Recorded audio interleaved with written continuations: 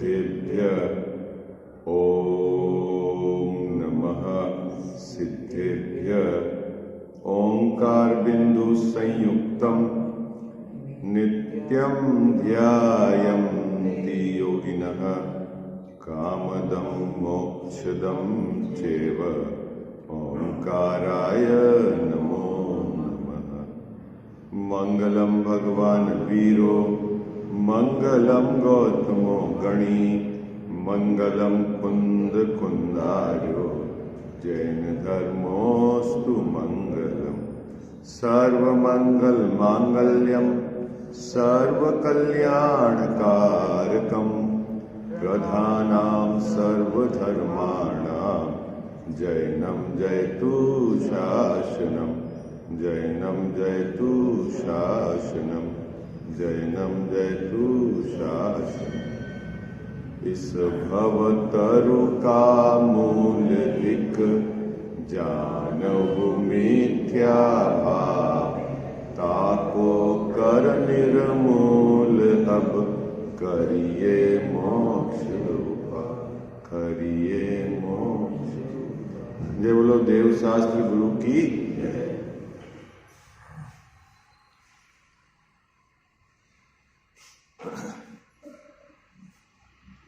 चौथे अधिकार के आधार से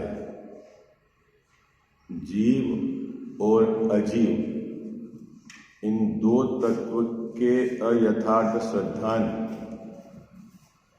इस जीव को जो अनादि से है, इस जीव को जो अनादि से असमान जाति द्रव्य पर्याय उसमें अहम बना होता है, उसका जो मुख्य कारण टोडरमल्ली साहब ने यहाँ पर स्पष्ट किया है। क्योंकि जीव को अनादि से इंद्रिय ज्ञान है, एक बात तो यह है। दूसरा विकारी भावों का और जीव के जो शरीर के अंग का निमित्त नैमित्तिक संबंध है। तीसरा बाहर में शरीर की अवस्था का निमित्त पाकर मोहनी कर्म के अनुसार यह सुख दुख का वेदन करता है।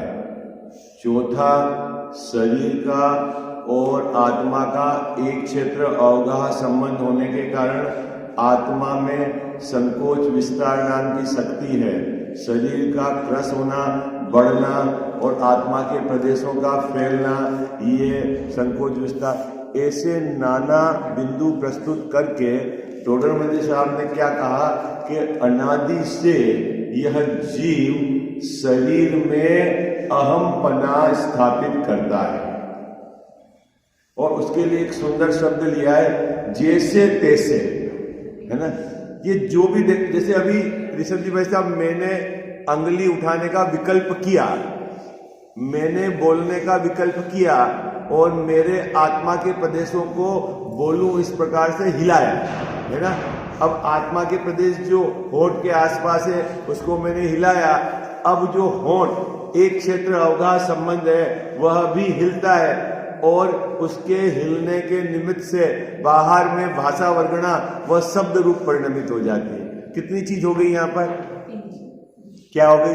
एक तो आत्मा के प्रदेश का हिलना, फिर आत्मा के प्रदेश के साथ होठ के जो है ये जो परमाणु है ना, एक क्षेत्र अवगाह संबंध है, ये भी हिलते हैं। एक क्षेत्र अवगाह है ना, हिलते हैं। और इनके हिलने से क्या, इनका निमित्त पाकर जो यहाँ भाषा वर्गणा है वह शब्द रूप परिणमित हो जाती है। इतनी चीजें हो रही है और मैं मानता क्या हूं कि मैंने बोला। बात पकड़ में आई आपको? क्या ऐसा कौन बोल रहा है? मैंने बोला, ऐसा मानता हूं। और बोलना जो शब्द है वो तो भाषा वर्गणा का स्वतंत्र परिणमन है। उनका निमित्त ये होठ का हिलना है। और होठ क्यों हिल रहे हैं? कि आत्मा के प्रदेशों का आपने उस रूप हिलान किया। तो ये तीन अलग अलग एक्टिविटी हो गई, लेकिन मानता क्या है ये? मैंने बोला, है ना। इन तीनों की भिन्नता का इसको विचार नहीं है। मुद्दा ये आई बात है। अभी देखना, जीव और अजीव तत्व के संबंध में यथार्थ श्रद्धान कब होगा? जब जीव और अजीव तत्व के संबंध में इसको यथार्थ निर्णय होगा। और यथार्थ निर्णय कब होगा कि जैसा इनका स्वरूप है ऐसा यह विचार करके निर्णय करेगा। इनका कैसा स्वरूप है कि शरीर भिन्न है और जीव भिन्न है। जब तक इस जाति का विचार उसको नहीं चलेगा आगम के आधार से, गुरु की देशना के आधार से, तब तक इसको शरीर और जीव में भिन्नता का भाषण नहीं होगा, भाव भाषण नहीं होगा। और भाव भाषण नहीं हुआ तो काम नहीं होगा। बात पकड़ में आ गई आपको? क्या मुकेश जी वैसे बात पकड़ में? किसकी भिन्नता का भाव भाषण नहीं होगा? देह की और इस जीव की। और भिन्नता का भाव भाषण कब होगा कि जब पहले ये भिन्नता जानकर निर्णय करे कि ये भिन्न है। कौन भिन्न है? अब कल अपन ने जो विषय छोड़ा था, क्या विषय छोड़ा था कि सात तत्व के यथार्थ निर्णय के लिए जो हम पुरुषार्थ करते हैं उसमें इस जाति का पुरुषार्थ सम्मिलित है या नहीं है? या दूसरे शब्दों में कहो कि हम धर्म प्रकट करने के लिए जो पुरुषार्थ कर रहे हैं उसमें जीव और अजीव की भिन्नता का पुरुषार्थ है या नहीं? क्या बात पकड़ में आ रही? मैं क्या कह रहा हूं? आप कठिन तो नहीं लग रही क्या मुकेश वैसा? किस जाति का पुरुषार्थ? मेरा और शरीर की भिन्नता का, मेरा और ये कसाय भाव की भिन्नता का। इस प्रकार की भिन्नता का विचार दिन भर में कितनी बार चलता है?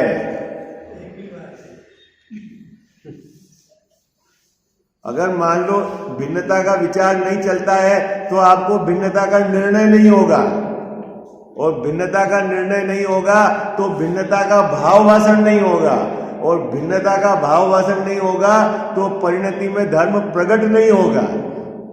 और हम सब सुखी होना चाहते हैं ना जैन साहब? हम सब अपनी परिणति में धर्म को प्रकट करना चाहते हैं, तो क्या करें? तो करे क्या? तो यहाँ आचार्य देव कह रहे हैं कि भाई क्या कि जीव अजीव का यथार्थ श्रद्धान कर। अब प्रश्न तो यह है कि देखो असंगी पर्याय में तो जैन साहब आपने क्या किया? आपके हाथ में, क्योंकि आपके पास तो विचार ही नहीं था, विचार करने की शक्ति ही नहीं थी, तो जो हो रहा था वो ऑटोमेटिक हो रहा था है। और अभी आप विचार करने की शक्ति है आपके पास, तो आप विचार कर रहे हैं कि नहीं कर रहे हैं? मुद्दा यह है साहब, बहुत विचार कर रहे हैं कैसे पैसे कमाना, कैसे 5 इंद्रिय के विषयों को जोड़ना है, कैसे जगत में हमारी प्रसिद्धि हो। कितना विचार कर रहे हैं आप? हैं कर रहे कि नहीं कर रहे हैं? और धर्म के नाम पर साहब बहुत विचार कर रहे हैं। धर्म के नाम पर भी क्या विचार कर रहे हो? बोलो भाई, बोलो है कजाव साहब, धर्म के नाम पर क्या चल रहा है ये बताओ आप। हाँ नहीं बोलो, क्या घबराने की बात नहीं है। धर्म प्रकट करना है। हम प्रतिदिन 1 घंटा 2 घंटा 3 घंटा धर्म के नाम पर आत्म कल्याण की भावना से युक्त होकर हम करते हैं। करते क्या हो ऋषभ जी भाई साहब? करते क्या हो? हाँ, सट आवश्यक का पालन करते हैं, उसमें भी सट आवश्यक का ठिकाना नहीं है। और फिर वो सट आवश्यक को पालन करते हुए अब कुछ उसमें से क्रिया अपनी मर्जी से कर दी, कुछ परिणाम मंद कसाय के हो गए, तो आपने अपने को क्या मान लिया? जब मैं बड़ा धर्मात्मा हूं और वो छोटे धर्मात्मा है ना, ऐसा ही ना कर जाओ सा, ठीक है। लेकिन यहाँ टोडर मजे साहब कह रहे हैं कि ये तो योग्य पुरुषार्थ था ही नहीं, क्योंकि 7 तत्वों का यथार्थ श्रद्धान नहीं होगा तब तक सम्यक दर्शन नहीं होगा। और 7 तत्वों का यथार्थ श्रद्धान जब तक आपको यथार्थ निर्णय नहीं होगा। और यथार्थ निर्णय कब होगा? कि आगम के आधार से 7 तत्वों को आप यथार्थ समझेंगे। हाँ? तो अभी तो अपने पहले तत्व की बात चल रही है। कौन से पहले तत्व की बात चल रही है? जीव अजीव संबंधी भूल। क्या जीव अजीव संबंधी भूल? के अजीव जो है ना वो मैं नहीं हूं, शरीर जो है ना वो मैं नहीं हूं, ये क्रोधादि भाव है ना ये विकार भाव है, औपाधिक भाव है, मेरा स्वभाव नहीं है। बोलो, ये जो शुभ अशुभ भाव आते हैं ना, ये मेरा स्वभाव नहीं है और नहीं आश्रय करने योग्य है। कितने को समझ में आ रही बात? कौन से भाव मुकेश भाई साहब? शुभ अशुभ भाव, दया दान पूजा व्रत के भाव, ये क्या है? न तो इन पे लक्ष्य करना है और न ही इनका आश्रय करना है और न ही इनके आश्रय से धर्म प्रकट होने वाला है। पहले ये नक्की हुआ कि नहीं नक्की, ये बताओ। देह की क्रिया जड़ की क्रिया है, वहां मेरा कुछ नहीं चलता, ये सब विचार चलता है कि नहीं चलता है? बोलो। ऐसा विचार चलता है कि नहीं चलता है? नहीं तो बोलते हैं मैं काम बढ़िया करती हूं, मैं काम बिल्कुल साफ सुथरा करते हूं, मैं नहीं हूं तो पता चल जाए कैसे काम होए। नहीं कह जाओ साहब, घर का काम कैसे होए, मंदिर का काम कैसे होए, मैं नहीं हूं। कौन काम करता है? काम कौन करता है? बोलो। अगर आपने उस शरीर के साथ अपने को एक मान रखा है तो ये भूल है। 24 घंटे तो जहर चलता है कि मैं करने वाला, मैं करने वाला, मैं करने वाला, और आप आधा घंटा यहाँ पर मैं नहीं करने वाला सुनाते हो तो भाई थोड़ा अच्छा लग रहा है, और वापस बाहर निकलते ही तो मैं करने वाला है। इसने सब काम बिगाड़ दिया, मैं होता तो ये है नहीं होने देता। बोलो, है ना? क्या साहब, इस टोडरमल साहब ने देखो एक पैराग्राफ लिखा है इतना जबरदस्त, जिस पर आज अपन चर्चा करेंगे। इतना मार्मिक पैराग्राफ लिखा है कि ये जीव इतना सरल काम है। मुकेश जी वैसा कितना सरल काम है कि शरीर और जीव भिन्न है। ये तो बात सही है ना? अरे हाँ जी, ना जी, ठीक है ना? भिन्न, और इसको भिन्नता लगती नहीं है। ये ज्ञान स्वभाव वाला है और यह जान सकता है, यह यथार्थ निर्णय कर सकता है। उसके बावजूद भी इस जीव को शरीर की भिन्नता लगती नहीं है और ऐसा लगता है कि ये शरीर जो है ये ही मैं हूं। तो इसके पीछे कारण क्या है? मुद्दा यह है। तो टोडरमल साहब ने एक सुंदर पैराग्राफ लिखा है, उसकी अपन आज चर्चा करेंगे। निकालो आप पेज नंबर 87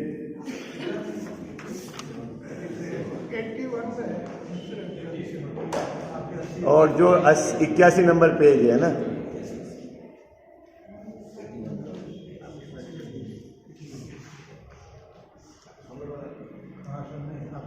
है ना? बीच के 2 पैराग्राफ आपको खुद को स्वाध्याय करना है। मुझे तो एक पैराग्राफ पर चर्चा करनी है, तो फिर अपन 7वें अधिकार के आधार से जीव अजीव तत्व के अयथार्थ सिद्धांत की चर्चा करेंगे। इस आत्मा को मिल गया अनादि से इंद्रिय ज्ञान है। मिली कि नहीं मिली पंक्ति? नीचे से मतलब एक पंक्ति छोड़कर ऊपर का पैराग्राफ है जो सोनगढ़ से प्रकाशित ग्रंथ है उसमें है, और 81 में लास्ट पैराग्राफ है। मिल गया आपको? किस जीव को? इस जीव को ने मुझको क्या लगाना है यहाँ पर मुकेश जी भाई साहब? मुझको अनादि से क्या है? इंद्रिय ज्ञान है। अब ये इंद्रिय ज्ञान को आप क्या समझते हो, ये बताओ। इंद्रिय ज्ञान किसको कहते हैं कजाव साहब? इंद्रिय ज्ञान किसको कहते हैं? कि इंद्रिय के माध्यम से मैं जानता हूं, है? और आप तो पूजा में बोलते हो, मैं तो हमेशा ये मानता था कि इंद्रिय से ज्ञान उपजता है? नहीं, क्या मानता? बोलो। आप पूजा पढ़ी ना आपने, युगल जी पटी साहब की पूजा, उसमें क्या है? बागिल साहब के, हाँ, आलोक ज्ञान का कारण है, इंद्रिय से ज्ञान उपजता है? ये मैं ये मानता था कजाव साहब, ये सूरज उगा तो मेरे को दिखने लग गया, रोशनी है तब दिखेगा, रोशनी नहीं होगी तो नहीं दिखेगा। तो जानना किससे हो रहा है? रोशनी है तो जानना हो रहा है, और रोशनी नहीं है तो नहीं है। तो मैंने क्या मान रखा है? आलोक ज्ञान का कारण है। क्या मान रखा है मैंने? आलोक है ना, ये उजाला, ये रोशनी, सूरज, कुछ भी कहो, इससे ज्ञान उपजता है। इसके कारण मैं जान रहा हूं, अंधेरे में तो मैं कुछ नहीं जान पाता हूं, ऐसा मैंने माना है। और इंद्री से ज्ञान उपजता है, यही मान रखा है ना।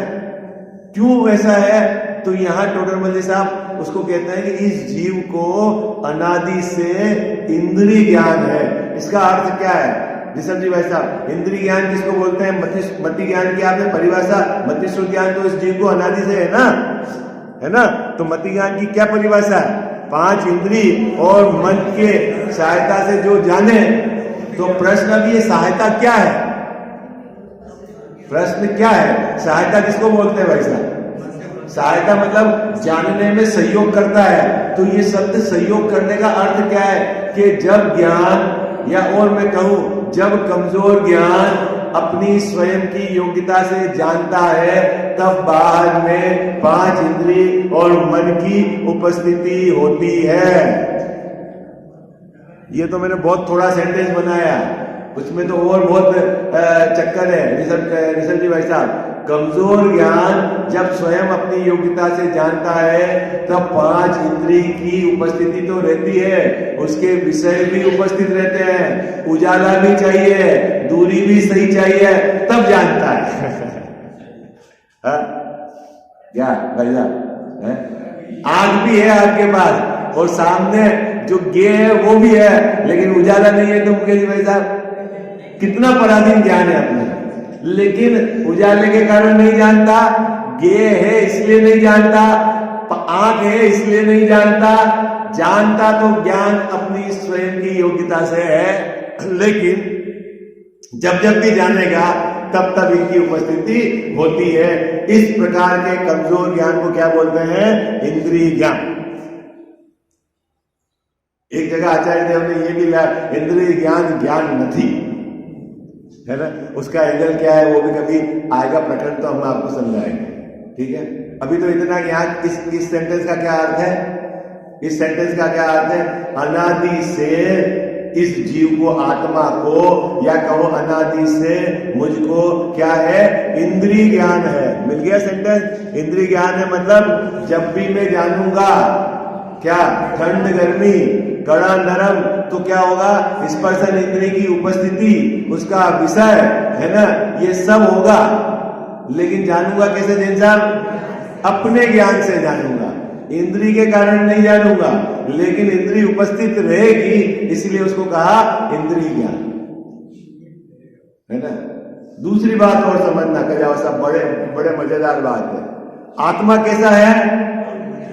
आत्मा कैसा है? अतीन्द्रिय ज्ञान वाला। आत्मा कैसा है? आत्मा कैसा है? रूप रस गंध वर्ण नहीं है ना, अमूर्ति है।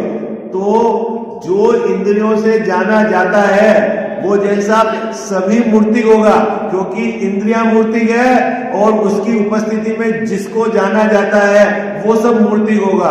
और आत्मा को यदि जानना है तो इंद्रियों की सहयोग की जरूरत नहीं है, पहले ही समझना। क्या कई बात समझ में आई यार? उनके जो ऐसा क्या कहा, इंद्रिया के माध्यम से या इंद्रिया की उपस्थिति में जो भी जाना जाएगा वो सब क्या होगा? जैसा मूर्ति होगा। और जानना किसको है? अपने को, आत्मा को जानना है। तो आप इस चक्कर में नहीं पड़ना कि आत्मा को जानने के लिए 5 इंद्रियां और मन की जरूरत पड़ेगी। क्यों? कि उनसे तो रूपी पदार्थ जानने में आते हैं। इतनी बात पकड़ में आई आपको? क्या? और दूसरी बात क्या है कि 4 ज्ञान, मति ज्ञान, श्रुत ज्ञान, अवधि ज्ञान और मन पर्याय ज्ञान, है ना। इन 4 ज्ञान में से मति श्रुत ज्ञान इसकी ही ताकत है क्या? अतीन्द्रिय को, अमूर्त को जान ले। और अवधि और मन पर्याय में तो ये ताकत भी नहीं है। तो आत्मा को जानने के लिए अवधि ज्ञान की जरूरत नहीं, आत्मा को जानने के लिए मन पर्याय ज्ञान की जरूरत नहीं, आत्मा को जानने के लिए इंद्रियों की जरूरत है। क्या बात? इतनी बात समझ में आ गई? जानना किसको है तेजाब साहब? लेकिन कमजोर ज्ञान जब भी जान रहा है तो यहाँ बाहर में इंद्रियां उपस्थित रहती है, इसलिए सेंटेंस लिखा हुआ है। क्या लिखा हुआ है? इस आत्मा को अनादि से इंद्रिय ज्ञान है। समझ में आ गई बात? क्या ऐसा मत समझना क्या है कि इंद्रिय नहीं होगी तो जानेगा ही नहीं है, ऐसा नहीं है। क्योंकि सिद्ध भगवान के तो इंद्रियां कहाँ है? और जानते हैं कि नहीं? अरे लोग जानते हैं, केदार साहब जानते हैं ना, है ना। लेकिन कमजोर अभी हमारा क्षयोपशम है, तो ये उपस्थित रहती है। इतनी बात है। चलो आगे। अब टोडरमल जी साहब ने जो पंक्ति लिखी बहुत जोरदार है। क्या? अनादि से इंद्रिय ज्ञान है, इंद्रियों के माध्यम से ये जान रहा है। माध्यम से जान रहा है मतलब इंद्रियों की उपस्थिति है। अभी मैंने आपको एक सेंटेंस पहले बोला था कि इंद्रियां कैसी है? मूर्त है, ठीक है। और वो जानेगी किसको? वो किसको जानेगी? मूर्तिक को जानेगी। किसको जानेगी? मूर्तिक को जानेगी, ठीक है। और आत्मा कैसा है? अमूर्तिक है। तो अब क्या है कि जब हम अपने ज्ञान को इंद्रियों के माध्यम से जो विषय है उनसे हटाकर सीधा अमूर्तिक को जाने तो ये अमूर्तिक को जान सके।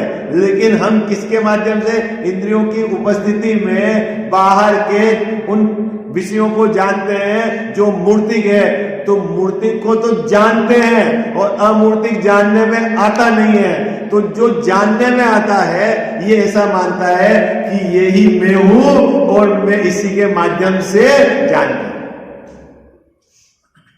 क्या भिन्नता समझ में नहीं आ रही है? ये बात थोड़ी मुझे देखो, उससे स्वयं अमूर्तिक है, वह तो भाषित नहीं होता। जानने वाला कैसा है भैया? जानने वाला कैसा है? आत्मा अमूर्तिक है, ठीक है। अब वो तो दिखता नहीं है। क्यों नहीं दिखता? क्योंकि इंद्रिय ज्ञान है। इंद्रिय ज्ञान है मतलब मैंने जो जान रहा हूं इंद्रियों की उपस्थिति। और इंद्रियां किनको जानेगी? रूपी को जानेगी। जो जानने में आएगा, क्या जानने में आएगा? जैसे आप रूपी जानने में आएगा। जानने वाला अमूर्तिक, जानने वाला अरूपी। लेकिन अरूपी को नहीं जान रहा और इंद्रियों के माध्यम से किसको जान रहा है? रूपी को जान रहा है।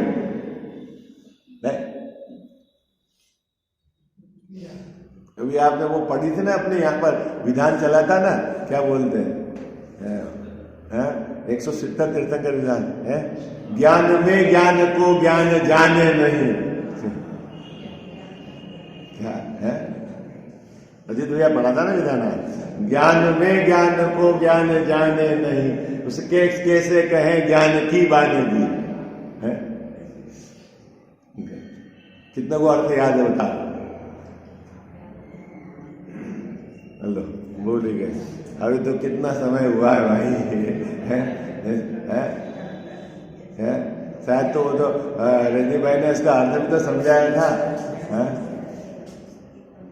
ज्ञान में ज्ञान को ज्ञान जाने में, जानता जानने में क्या आ रहा है मुकेश जी भाई साहब?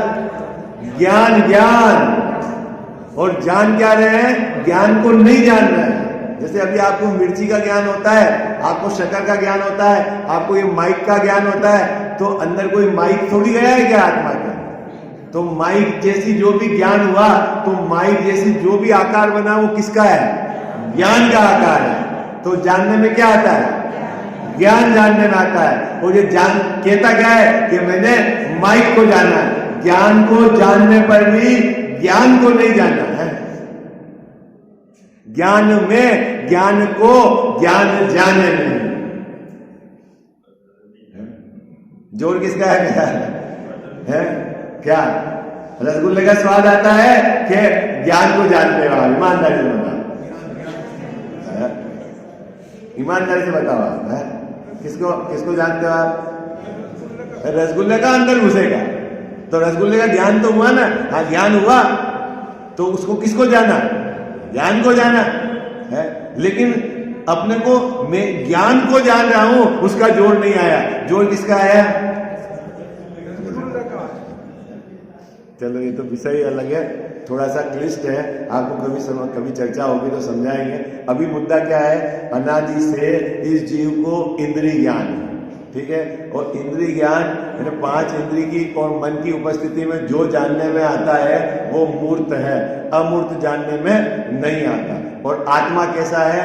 अमूर्त है। तो जब मूर्त जानने में आएगा तो ये क्या मानेगा कि मैं मूर्त ही हूं, मैं शरीर वाला ही हूं, ऐसा ही मानता है। देखो ये उससे स्वयं अमूर्तिक है, वह तो भाषित नहीं होता, परंतु शरीर मूर्तिक है, वही भाषित होता है, वही दिखता है।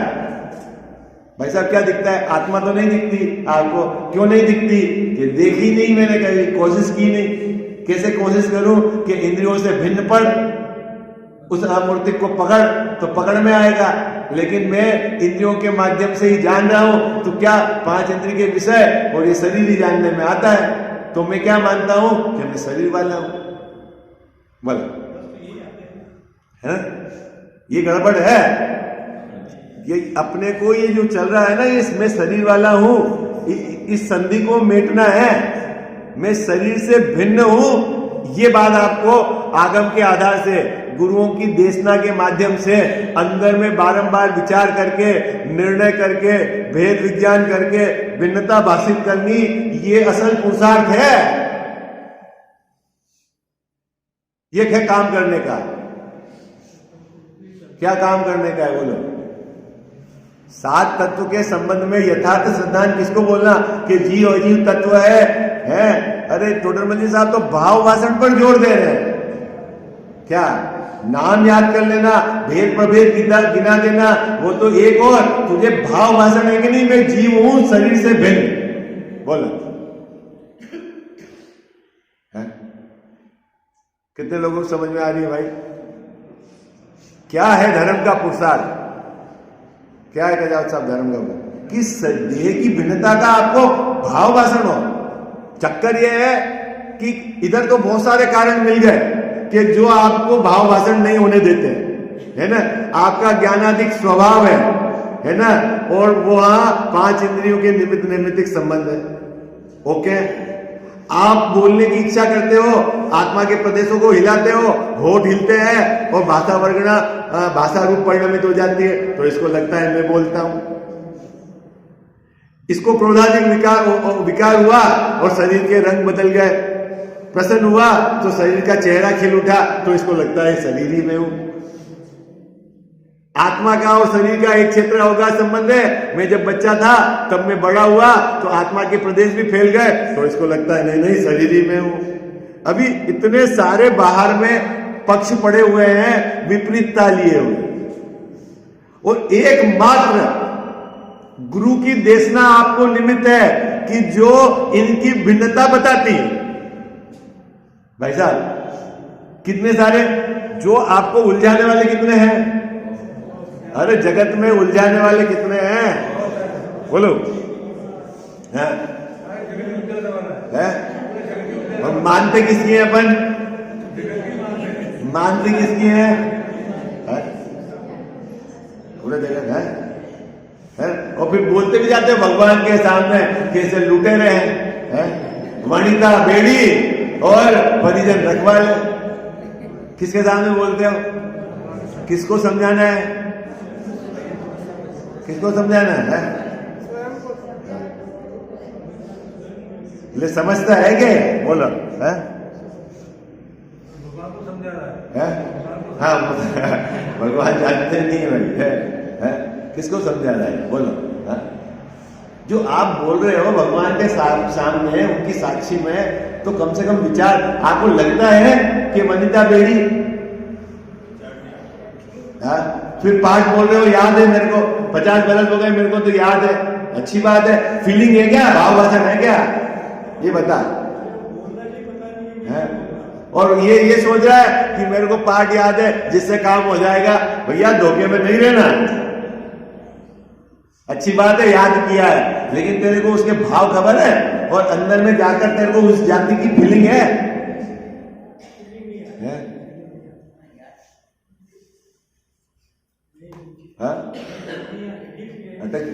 कम साहब देखो, याद हो गया, स्मरण शक्ति अच्छी है, आप अच्छे से बोल के समझा देते हो तो आपकी भाषा शैली आपको वो वस्तु को प्रस्तुत करने का ट्रिक अच्छी है, ठीक है। और यदि आपकी जगत में प्रसिद्धि है तो आपके पुण्य का उदय है। लेकिन ये सब मोक्ष मार्ग में कुछ काम नहीं जब तक अंदर से भिन्न पड़कर तूने आत्मा को, अभेद आत्मा को स्वीकार नहीं किया। वो एक मार्ग ही अलग है। उसके लिए जरूरी नहीं आपको बोलना आना चाहिए, जरूरी नहीं आपके पुण्य का उस जाति का उदय होना चाहिए। क्या आई बात समझ में? भाव आचरण होना चाहिए। कितने को समझ में आ रही बात है? अजय भैया शिवभूति मुनिराज का इसलिए उदाहरण दिया टोटल मुनि साहब ने, जहां भाव वासना की बात की है। स्मरण शक्ति भी कमजोर थी है। अब जब याद ही नहीं तो क्या समझा है? अब हम तो दो दोहे भी मुंह से बोल नहीं सकते बरोबर, क्योंकि सब याद करने की कभी कोशिश की नहीं, केंद्रित हुए नहीं विषय को पकड़ने में कि उसके भाव को पकड़ने में रहे। तो अब जो बोलेगा तो उनको 50,000 दोहे मुंह जवानी याद है, तो याद है तो कोई गड़बड़ी नहीं, नहीं कोई दिक्कत नहीं, अच्छी बात है याद है तो। लेकिन भाव वासना के नहीं है मुकेश जैसा। और प्रसिद्धि कैसी होगी? वो पुण्य के उदय से होगी। आपकी कितनी भी बढ़िया शैली हो लेकिन जगत में प्रसिद्धि तो आपके उदय के अनुसार होगी। जैसा शैली से क्या लेना? अब आपको अंदर में खेत गिनता होने साहब मैं तो ऐसा कर, मैं तो बहुत बढ़िया, क्या? और ये सब हो जाए उसके बावजूद भी अंदर में भाव वासना नहीं हुआ तो क्या हुआ है? क्या कहा सर? भीड़ जिनके पीछे चलती है उनके पुण्य का उदय है, उससे कोई चमत्कार नहीं है। क्या मुद्दा तो यह है कि आपने देह से भिन्न अपने को आत्मा स्वीकार किया कि नहीं किया, यह है मुद्दा है। हाँ, प्रसिद्धि हो जाए तो हो जाए और नहीं हो तो नहीं हो, उससे क्या फर्क पड़ता है? देखो अभी पहली गड़बड़ी समझ में आ गई आपको। क्या कह रहे हैं? अनादि से इस जीव को इंद्रिय ज्ञान है और ये क्या इंद्रिय ज्ञान होने के कारण अमूर्तिक आत्मा को तो नहीं जानता, शरीर मूर्ति के वो जानने में आता है तो ये ऐसा मानता है कि मैं शरीर वाला। आगे और आत्मा में एक श्रद्धा नाम का गुण है। क्या जैन साहब? आत्मा में एक श्रद्धा नाम का गुण है। उसका काम क्या है? किसी ना किसी में तो अहम करे ही करे, वो बिना अहम करे नहीं रहेगा। अब आत्मा आपको पकड़ में नहीं आ रहा है, शरीर पकड़ में आ रहा है और श्रद्धा गुण अहम किए बिना नहीं रहेगा तो ये क्या करता है? शरीर में ही अहम स्थापित करता है। क्या क्या कहा टोटल मुनि साहब? बात पकड़ में आ रही है आपको? क्या कहना चाह रहे हैं? अरे पैराग्राफ आपके पास खुला हुआ है कि नहीं? ये घड़ी देख रहे हो आप? टाइम हो गया समय तो हो ही गया। क्या कह रहे हैं गजराज साहब कि इस देह के प्रति इसका एकत्वपना क्यों है? देह में अहम क्यों है? क्योंकि अहम करने का तो गुण है इस आत्मा में, श्रद्धा। और किसको अहम करे? यदि ये अमूर्तिक आत्मा को जाने और मूर्तिक शरीर से भिन्न पड़े कि नहीं ये मैं नहीं हूं, ये मैं हूं, तो श्रद्धा तो उसमें भी अहम कर रहे हैं। लेकिन अनादि से यह अमूर्तिक आत्मा को तो जानता नहीं और मूर्तिक शरीर पकड़ में आता है और श्रद्धा का काम अहम करना है तो श्रद्धा उसमें अहम किए बिना रहती नहीं। इसलिए इस जीव को अनादि से जीव अजीव तत्व की भूल चली आ रही है। यह असमान जाति मनुष्य, यह असमान जाति द्रव्य पर्याय में ही अहम स्थापित करता है। बात पकड़ में आ गई? अब तो आगे का विषय तो बहुत जोरदार है और समय अपना हो गया। हम अपन इसको यहाँ तक का आपको ताजा तरो रहेगा तो इसके आगे चलाऊंगा कल। भूल जाओगे? भूलोगे तो नहीं। जो आज का जो प्रकरण चला भूलोगे तो नहीं। क्या जैन साहब क्या बात है?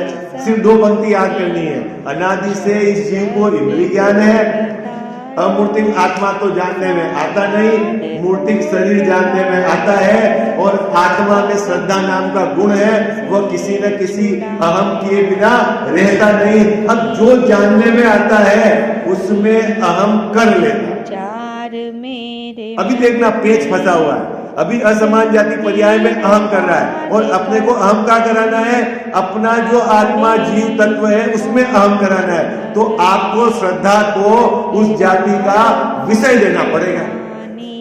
आई बात समझ में? क्या ज्ञान? और वो विषय देना इस पर्याय की सबसे बड़ा पुरुषार्थ है। आई बात समझ में? क्या क्या गजानन साहब, धर्म के नाम का पुरुषार्थ क्या है? बोलो, अपन क्या करते हैं? मैं आपको देखो थोड़ी सी कठिन बात कह दूं, भले आप नाराज तो नहीं होंगे कि आपको ऐसा मस्या उसाय नमा, ओम नीम मस्या उसाय नमा, ऐसा आप माला गिनते हो ना, तो आपको लगता है कि जैसे मैंने कोई धर्म कर लिया है। और अगर एकांत में बैठकर देह भिन्न है, शरीर भिन्न है, शरीर का परिणमन भिन्न है, ये राग है, विकारी भाव, औपाधिक भाव है, कर्म का निमित्त है, मैं तो क्या, ऐसा यदि विचार चले तो इसको खलबली मचती है। क्या, ये तो कोई धर्म हो रहा है, ऐसा क्या हो रहा है? ऐसा नहीं होता, ईमानदारी से बताना है। बोलो। हाँ हाँ, अरे हाँ बाबूजी, ये तो पहले विकल्पात्मक ज्ञान में तो निर्णय करो, निर्विकल्प की बात भी बताएंगे हम आपको। क्या सीधा निर्विकल्प हो जाएगा बिना निर्णय करे? अभी तो मैं दो की भिन्नता बता रहा हूं। जैसा कभी भी कोई डर हो, ओम नमो हरितरम नमो सिद्धारम, उसमें मेरा मिथ्या तो चलता है कि पंच परमेश्वरी भगवान मेरे को बचा लेंगे। क्या कर लेंगे? पर लेकिन कभी ऐसी विपरीत परिस्थिति में कि मैं अनादि अनंत हूं, मैं परिपूर्ण हूं, मैं स्वाधीन हूं, मेरे को कोई छू ही नहीं सकता, ऐसा विचार ही नहीं चलता। तो वहां भगवान को कर्ता मान के वहां मिथ्यात्व का अंदर अंदर पोषण चलता है। आई बात समझ? आई बात समझ? पेपर देने जाएगा तो भगवान मंदिर दर्शन, अच्छी बात है, दर्शन करके जाता है, लेकिन क्या मानता है? मानता क्या? अपने को तो मान्यता की बात पकड़नी है। तो फिर क्या फर्क रहा अन्य मत में और अपने में? क्या फर्क रहा ये बताओ? है, हमने भगवान की क्या मानी? चलो मैं कल चर्चा करूंगा, आज 5 मिनट और आपके ज्यादा ले लेंगे।